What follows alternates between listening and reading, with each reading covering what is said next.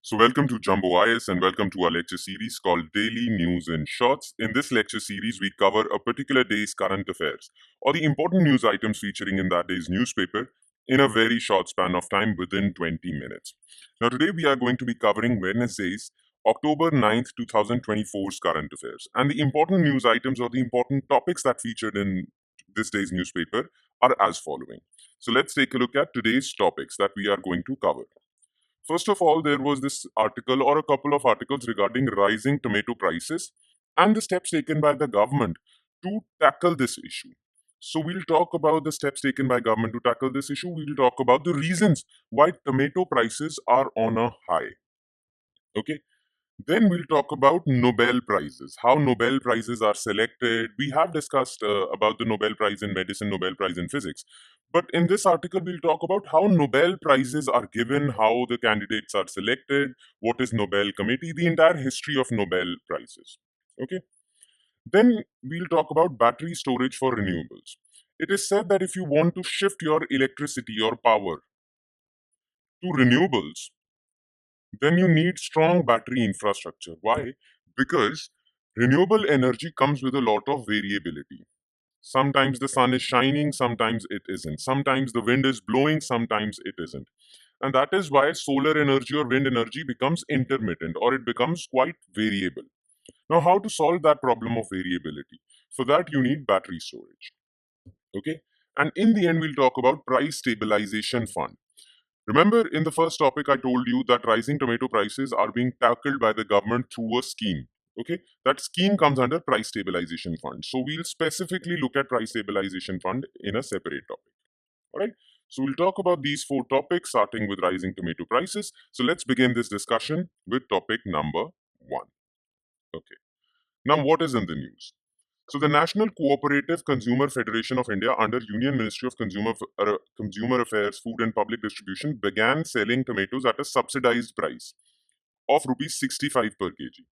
So, basically, what has happened is that tomato prices have become quite expensive or have touched a high. In Delhi, it has reached this price 120 to 130 per kg, and all over India, it is around 80 to 90 per kg. So to solve this problem, Government of India, basically Union Ministry of Consumer Affairs, is selling tomatoes at a very low price of 65 per kg so that market price comes down. Okay, because tomatoes are becoming unaffordable, so government is selling tomatoes at an affordable price so that overall inflation in tomatoes comes down. Okay, now the thing is, why is tomato so expensive? Why are tomato prices rising like this? So there are three climate related or geographical or farming related factors. First of all, this Kharif season there was lower sowing of tomatoes. So the fields that sowed tomatoes were quite less. That has reduced the supply of tomatoes in the month of September and October, okay, because of less Kharif sowing. And when supply declines, obviously demand is high, supply falls, then prices rise. So as of September 20, total sowing of 1.98 lakh hectares of Kharif tomato was reported, which is far below the target of 2.89 lakh hectares. So there was low sowing. Plus, even if there was low sowing, many of tomato crops got destroyed because of unseasonal rains. Destruction of market-ready crop in some parts of the tomato zone due to heavy rain in the last week of September.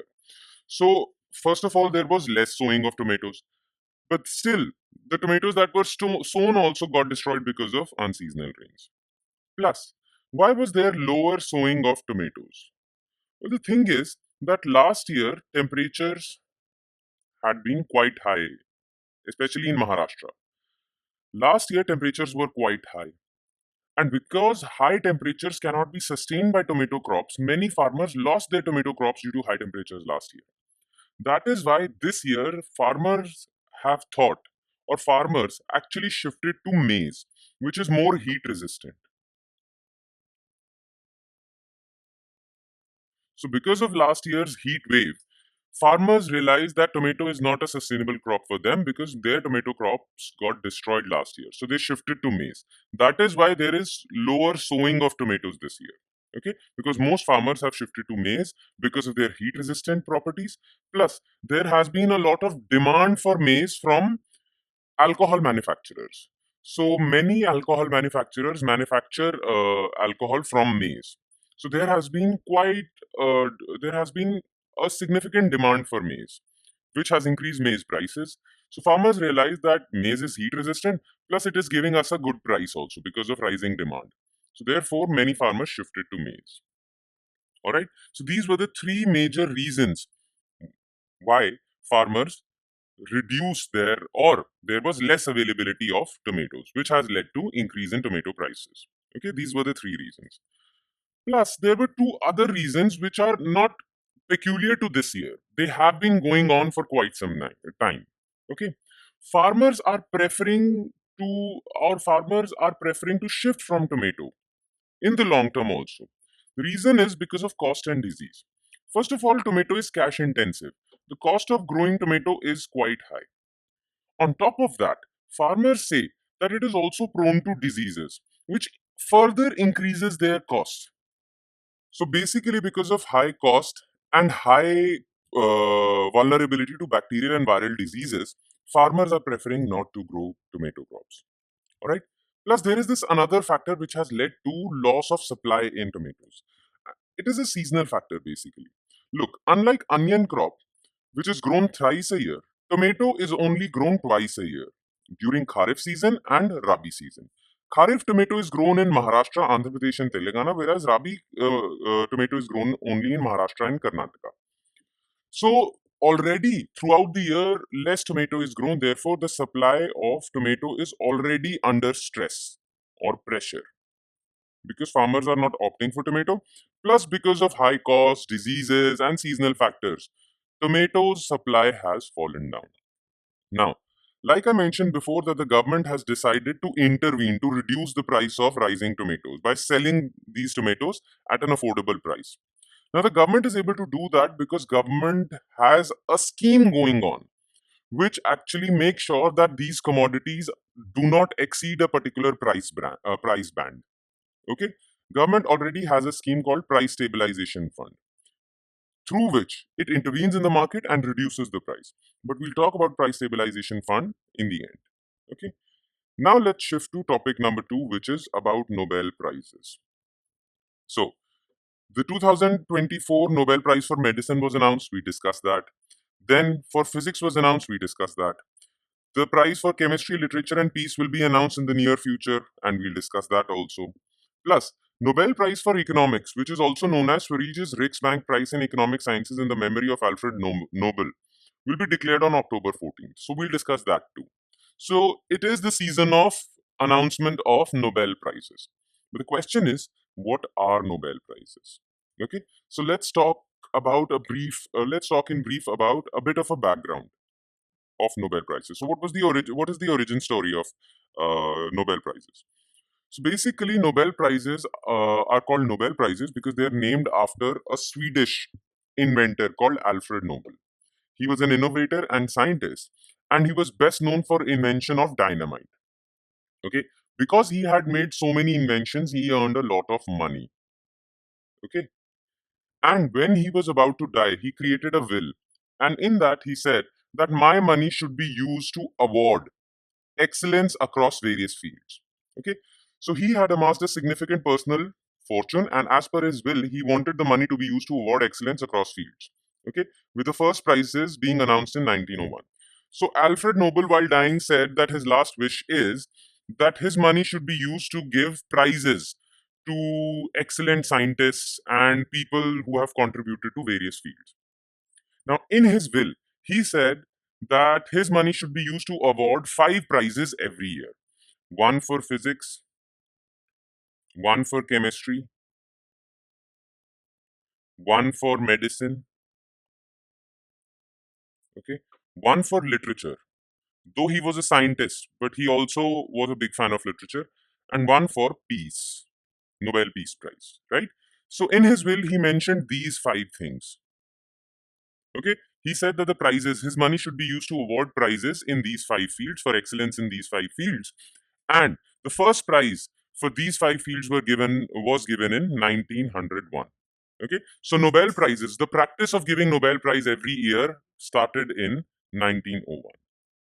Now, what about economics Nobel Prize or Nobel Prize in economics. Alfred Nobel never mentioned economics. Okay, he never said that he wanted to give Nobel Prize for economics. But in 1968, the Central Bank of Sweden, Sveriges Riksbank, said that from now on they will start a Nobel Prize in economics also. Okay, so economics prize was established much later in 1968 by Sveriges Riksbank in memory of Alfred Nobel. That is why, technically speaking, economics Nobel is not called Nobel Prize in economics. It is said its official name is Sveriges Riksbank Prize in Economic Sciences in the memory of Alfred Nobel. Okay, but popularly it is known as Nobel for economics. But Alfred Nobel never mentioned economics. Okay. Now, you also need to be familiar with which institutes award which prize. Okay. In his last will, Alfred Nobel also mentioned the name of the institutes that would award Nobel Prizes in different fields. So, for example, Alfred Nobel said that for Nobel Prize in Physics and Chemistry, the award shall be given by Royal Swedish Academy of Sciences. For Nobel Prize in Medicine, Karolinska Institute will give that prize. For Nobel Prize in Literature, Swedish Academy will give that prize. And for Nobel Peace Prize, a committee of five person elected by Norwegian Parliament would give that prize. So, to honor the wishes of Alfred Nobel, these institutes give these prizes. Okay, so a question might be asked, an MCQ might be asked that Royal Swedish Academy of Sciences awards Nobel Prize for Medicine. True or false? So you would say false because Royal Swedish Academy awards Nobel Prize only in physics and chemistry. Make sense? All right. So these are the institutes that award different Nobel Prizes. As far as the Nobel Prize in economics is concerned, it is awarded by Sveriges Riksbank because it is known as Sveriges Riksbank Prize in Economic Sciences in the memory of Alfred Nobel. Okay.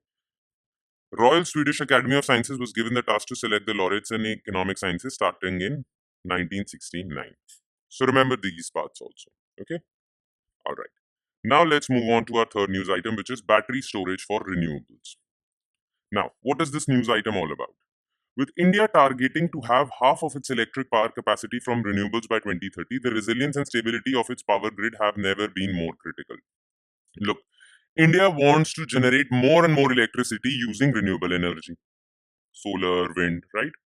But the problem with renewable energy is, like I mentioned at the beginning of this lecture, is that they suffer from variability. If the sun is shining, well, solar energy would produce a lot of electricity. But if the sun is not shining, well, electricity produced by these solar panels would decline, right? Now, these renewable energy generation sources, these solar panels, these windmills, these are connected to electricity grid. And this electricity grid basically provides electricity to households, industries, commercial establishments, and all that, right? Now, this electricity grid gets electricity from sources. Now, those sources can be renewable or non renewable. Now, as far as non renewable sources are concerned, like thermal power plants or coal fired power plants, hydroelectric plants, their supply of electricity remains constant. And that is why this grid has nothing to worry about as far as supplying electricity to households are concerned, because the supply of electricity to this grid is constant from non renewable energy sources. But if this grid is being supplied energy from solar, then at times this grid would be fed into higher electricity or high levels of power. Sometimes when the sun is not shining, this grid won't get enough electricity to feed the households, right? This is known as the variability. This is known as these problems are known as fluctuations. Okay, and it has been studied that renewable energy suffer from a variability error of 3 to 5%, which is quite a lot. Now, to solve this problem of variability from renewable energy sources in the electricity grid, we need to make flexible grids. Okay? And these flexible grids can be made by ancillary services. Now, what are ancillary services? Okay, let's talk about them. So, there are three types of ancillary services. Primary ancillary services. Okay, primary ancillary services are which respond to variability or fluctuations in real time. So, for example, if there is a drop in solar energy in an electricity grid, these primary ancillary services would respond to that within a second and increase that electricity so that the grid doesn't know that there has been a drop in solar energy produced. Okay. Now, primary ancillary services could be batteries or hydroelectricity. Okay. So, as soon as solar energy output drops, there is enough energy stored in batteries that they would compensate for this drop in solar energy. Okay. So, use of batteries in the grid, electricity grid or power grid, can solve the problem of variability. Okay. Primary ancillary services. Then there are secondary ancillary services which take around 10 to 15 minutes to respond. So whenever there is a drop, these secondary ancillary services would take 10 to 15 minutes to compensate. Okay. Secondary ancillary services could be gas-based gas-based power plants along with the grid. Okay. So if there is a drop in solar energy, these gas-based power plants could be fired up and they would produce electricity to compensate for it. Then there are tertiary services which take around 30 minutes. They include thermal power plants. Okay. Thermal power plants as backup if there is a drop in electricity by solar energy. Okay. So because renewable energies are variable, we need these ancillary services to make our grid flexible. Okay. Make sense? So that was in the article. Now, need for battery storage is very important because more reliable are primary ancillary services, more reliable are batteries. The deployment of battery energy storage systems within the ancillary service market will be crucial as India's grid becomes more renewable heavy. This is because BESS is the fastest in responding to grid contingencies. Like I said, secondary and tertiary take a lot of time, 10, 15, 20 minutes. But primary ancillary services, which includes batteries, they don't take that much time. Within a second, they would compensate for loss in solar energy. In fact, Central Electricity Regulatory Commission has identified the need for 4 gigawatts of battery capacity to ensure that the grid is reliable and stable. By 2031-32, India has estimated a storage requirement of 73.93 gigawatt, a majority of which is expected to come from BES. Though that's a different story. All right? Makes sense? And now we move on to our last news item, which is Price Stabilization Fund. And this news item is actually related to topic number 1, the intervention in tomatoes. Okay, so price of tomato has crossed 100 kg. In response to these price hikes, the government has launched its market intervention through Price Stabilization Fund by selling affordable tomatoes in the market. Now, the sale is being done by NCCF, NAFED, and Safal outlets. These organizations have retail stores. They have shops through which they are selling tomatoes at affordable prices. Now, what is Price Stabilization Fund? Price Stabilization Fund is basically a fund, okay? And every fund contains money. Now, what this fund would do is, from time to time, they would buy tomatoes, onions, and different horticulture, okay, from the market. When the market is full of tomatoes, when the supply of tomatoes is not problematic, when market is full of tomato supply, government would procure tomatoes using money from price stabilization fund, okay, and put it in its buffer stock and store them. They would store them for longer periods of time. Now, as soon as the supply of tomatoes drop, okay, or onions drop or any other commodity drop, what the government would do is government would use tomatoes from these buffer stocks and start selling them in the market at affordable prices, like what they are doing right now. Okay, so from time to time, when the supply is not an issue, they would buy tomatoes, keep it in their buffer stock, and when in the near future or in the distant future, the supply of tomatoes fall, they would use their buffer stock to sell tomatoes in the market at affordable prices. This would not only reduce prices, but would also increase the supply of tomatoes in the market. That would again put a sobering effect on inflation. Okay, this is what Price Stabilization Fund does. All right. So it was established during 2014-15 under Department of Agriculture, Cooperation and Farmer Welfare, but in 2016 it was shifted to Department of Consumer Affairs. It creates a strategic buffer stock of specified commodities. This buffer stock is utilized for subsequent calibrated release in the market to moderate price volatility.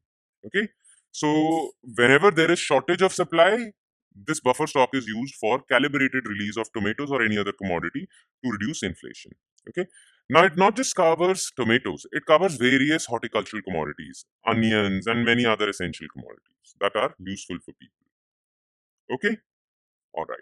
And with that, we conclude today's session. Thank you so much for watching, everyone. And I hope it has added value to your preparation, though it would add more value if you're consistent and regular with this lecture series. So, on the hope that you're consistent and regular, I'll be signing off. Thank you so much.